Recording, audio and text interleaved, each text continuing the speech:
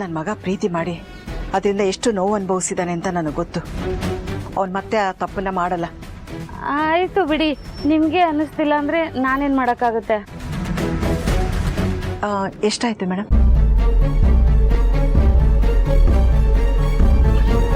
ಪರ್ಸೆ ತಂದಿಲ್ವಿಲೆ? ಅಯ್ಯೋ, ಅದಕ್ಕೆ ಯಾಕದ್ಕೆ ಗಡಿಬಿಡಿ ಮಾಡ್ಕೋತೀರಾ?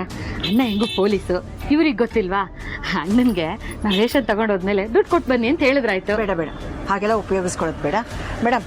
ಒಂದು ಕೆಲಸ ಮಾಡ್ತೀನಿ, ನಾನು ದುಡ್ಡು ತಂದಿಲ್ಲ, ಮನೆಗೆ ಹೋಗಿ ನಮ್ಮ ನಾದಿನಿ ಕೇಳ್ಕೊಟ್ಟು ಕಳಿಸ್ತೀನಿ. ಅಲ್ಲಿವರೆಗೂ ಇದೆಲ್ಲೇ ಇರಲಿ. ಇವ್ರದ್ದು ಎಷ್ಟಾಯ್ತು ತಗೊಳ್ಳಿ.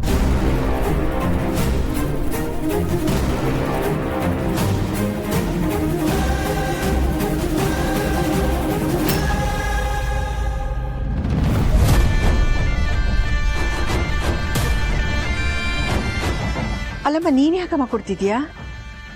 ಪರವಾಗಿಲ್ಲ ಆಂಟಿ, ಒಂದೇ ಊರಲ್ಲಿದ್ದೀವಿ ಅಂದಮೇಲೆ ಇಷ್ಟು ಮಾಡೋಕ್ಕಾಗಲ್ವಾ? ಸರಿಯಾಗಿ ಹೇಳ್ದೆ, ಆಮೇಲೆ ಸರಿಯಾದ ಸಮಯಕ್ಕೆ ಬಂದಿದ್ಯಮ್ಮ.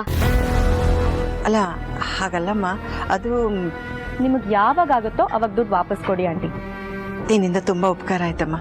ಆಂಟಿ, ಇಷ್ಟು ಸಣ್ಣ ವಿಷಯಕ್ಕೆಲ್ಲ ಯಾಕೆ ಇಷ್ಟು ದೊಡ್ಡ ದೊಡ್ಡ ಮಾತು ಮಾತಾಡ್ತೀರಾ? It's okay. ಸರಿ ಅಮ್ಮ, ಈ ದುಡ್ಡನ್ನ ನಾಳೆ ವಾಪಸ್ ಕೊಟ್ಬಿಡ್ತೀನಿ. ಏನೂ ಅರ್ಜೆಂಟ್ ಇಲ್ಲ, ಆರಾಮಾಗಿ ಕೊಡಿ.